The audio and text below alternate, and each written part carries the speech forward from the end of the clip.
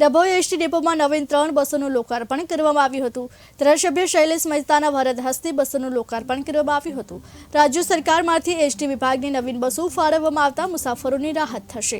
આ 3 નવી બસો ડભોઈથી હિંમતનગર, ડભોઈથી ઝાલોદ અને ડભોઈથી ગરબાડા રૂટ પર દોડશે। આ તકે ડભોઈ નગરપાલિકાના પ્રમુખ બીરેશ શાહ, વિશાલ શાહ, અમિત સોલંકી સહિત મોટી સંખ્યામાં ભાજપ આગેવાનો પણ ઉપસ્થિત રહ્યા હતા। આ તકે એસટી વિભાગના અધિકારીઓ દ્વારા સર્વે મહેમાનોનું સ્વાગત કરવામાં આવ્યું હતું। વડોદરાથી વાહન વ્યવહાર મંત્રી શ્રી હર્ષ સંઘવી દ્વારા 101 બસોને લોકાર્પણ કરવામાં આવ્યું છે।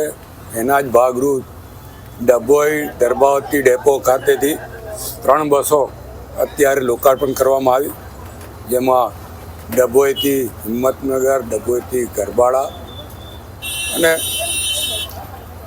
ડભોઈથી ઝાલોદ 3 બસો આજથી શરૂ કરવામાં આવી છે અને તમામ નવી અને લેટેસ્ટ બસો ડભોઈ ડેપોને ફાળવવામાં આવી છે।